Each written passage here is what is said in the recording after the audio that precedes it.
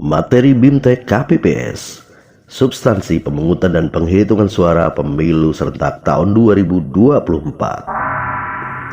Jadwal dan tahapan pemungutan dan penghitungan suara. Yang pertama, pengumuman dan pemberitahuan tempat dan waktu pemungutan suara kepada pemilih pada tanggal 10 sampai dengan 13 Februari tahun 2024 dilaksanakan oleh KPPS. Yang kedua, penyiapan TPS pada tanggal 13 Februari 2024 oleh KPPS.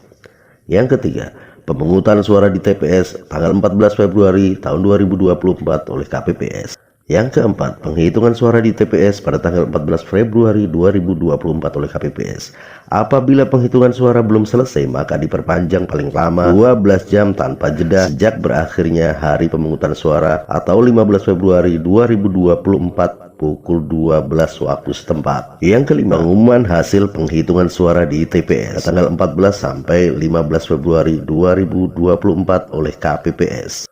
Jadwal dan tahapan pemungutan dan penghitungan suara pemilu presiden dan wakil presiden putaran kedua.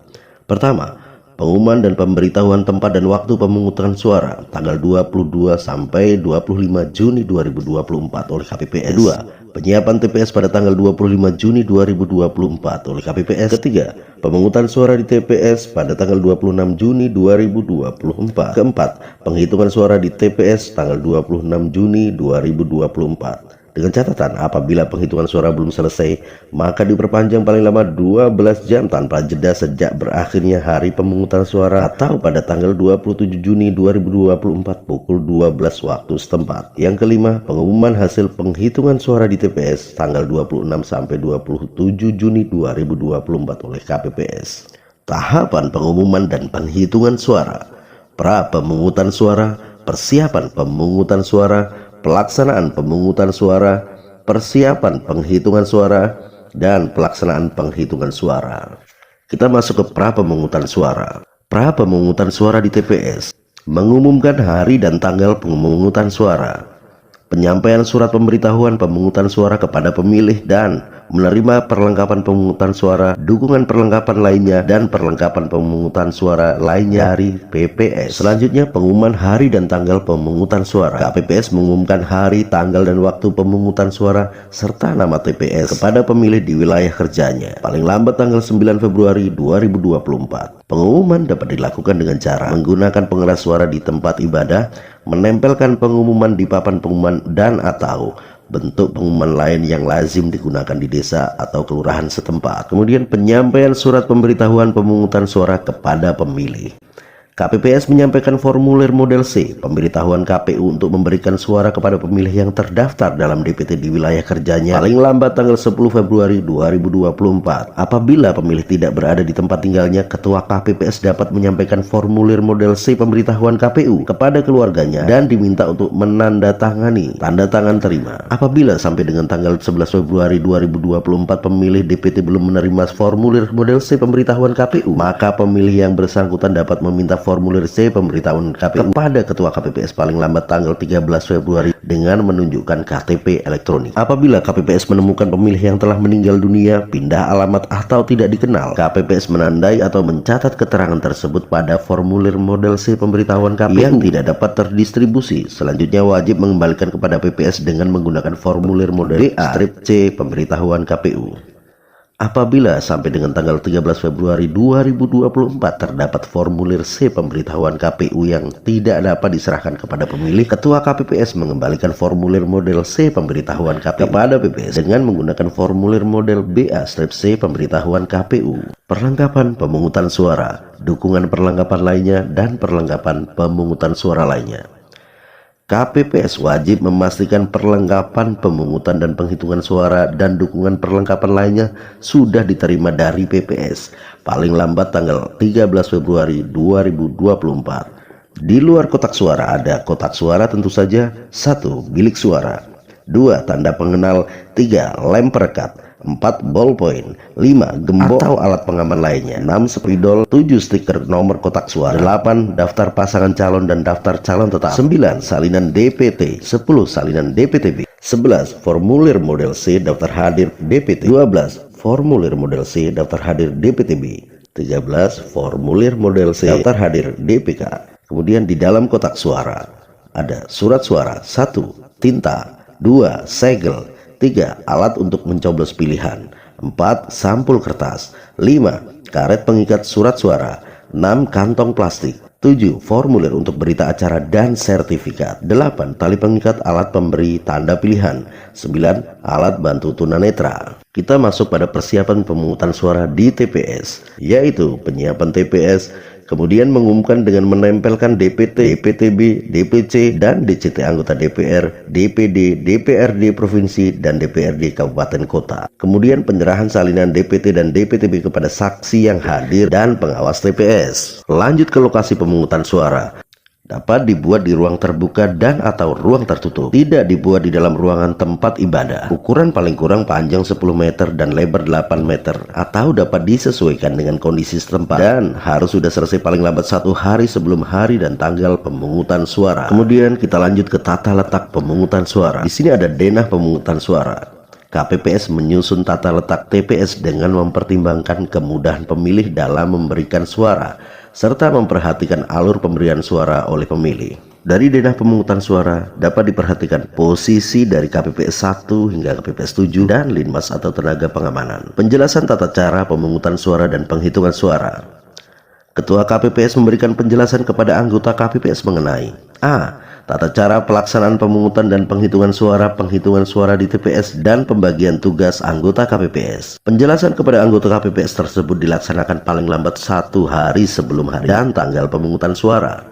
Lanjut kita masuk ke pelaksanaan pemungutan suara. Pemeriksaan persiapan akhir pemungutan suara, memeriksa TPS dan perlengkapannya.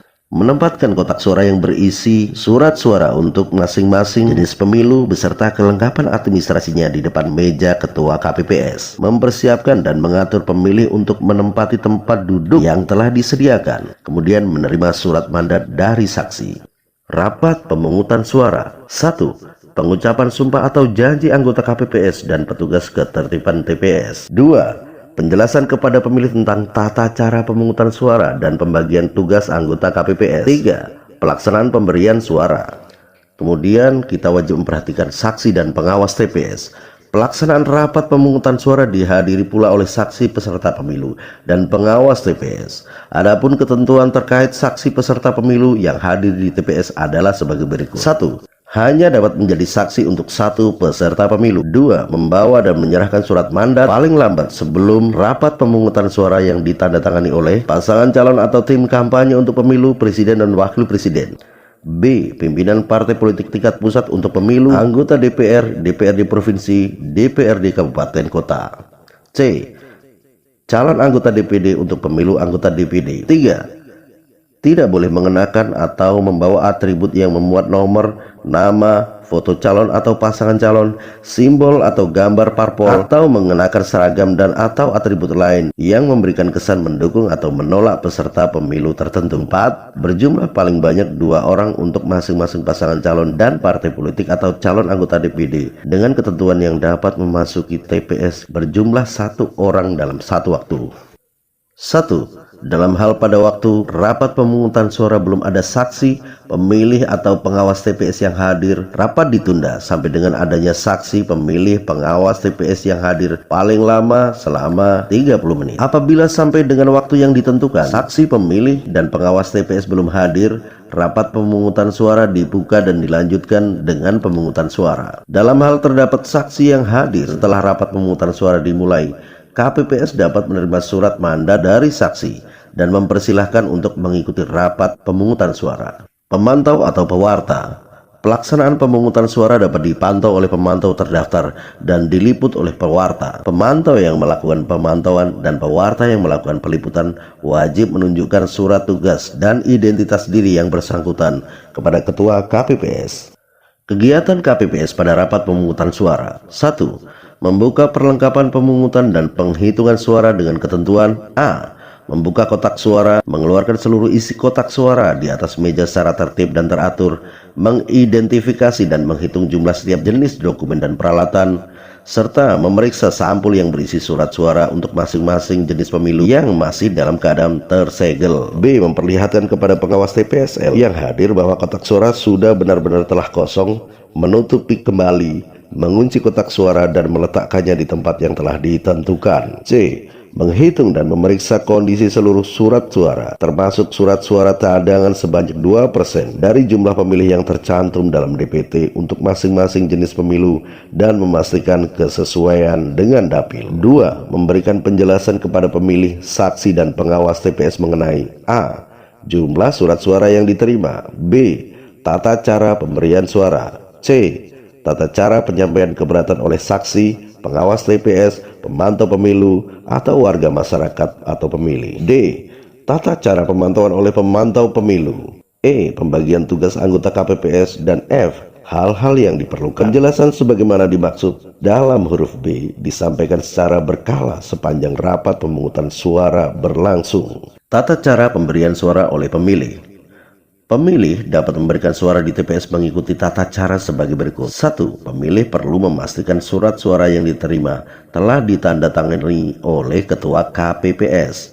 2. Pemberian suara dilakukan dengan cara mencoblos menggunakan alat untuk mencoblos pilihan yang telah disediakan. 3. Pemberian suara pada surat suara presiden dan wakil presiden dilakukan dengan cara mencoblos pada nomor, nama, foto pasangan calon, atau tanda gambar parpol pengusul dalam satu kotak. Dan 4. Pemberian suara pada surat suara DPR, DPRD provinsi, DPRD kabupaten kota dilakukan dengan cara mencoblos pada nomor atau tanda gambar parpol dan atau nama calon anggota DPR, DPRD provinsi, DPRD kabupaten kota dalam partai politik yang sama.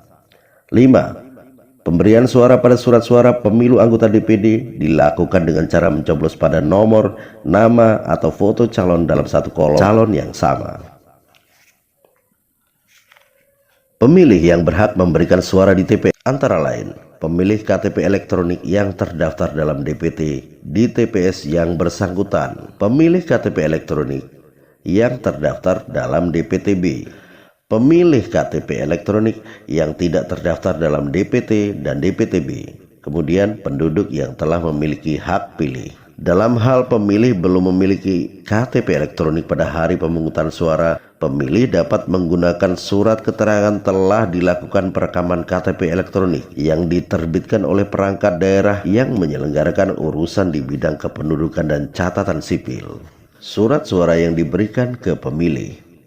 Untuk pemilih DPT, ada 5 jenis surat suara, yaitu surat suara presiden dan wakil presiden, surat suara DPR, surat suara DPD, surat suara DPRD provinsi, dan surat suara DPRD kabupaten kota. Untuk pemilih dalam DPTB, ada surat suara presiden dan wakil presiden, pindah memilih ke provinsi lain atau pindah memilih ke suatu negara. Surat suara DPR karena pindah memilih ke kabupaten kota lain dalam satu provinsi dan dalam satu dapil anggota DPR. Surat suara DPD, pindah memilih ke kabupaten kota lain dalam satu provinsi. Kemudian surat suara DPRD provinsi, pindah memilih ke kabupaten kota lain dalam satu provinsi dan dalam satu dapil anggota DPRD provinsi. Kemudian surat suara DPRD kabupaten kota karena pindah memilih ke kecamatan lain dalam satu kabupaten kota dan dalam satu dapil anggota DPRD kabupaten kota. Pada prinsipnya, pemilih yang telah terdaftar dalam DPTB dapat diberikan surat suara asalkan berasal dari dapil yang sama. Kemudian untuk pemilih DPK ada 5 jenis suara, yaitu abu-abu untuk surat suara presiden dan wakil presiden, warna kuning untuk surat suara DPR, warna merah untuk surat suara DPD, warna biru untuk surat suara DPRD provinsi, dan warna hijau untuk surat suara DPRD kabupaten kota. Demikian bimbingan teknik KPPS untuk season pertama. Video selanjutnya kita akan membahas tentang tugas KPPS pada pemungutan suara.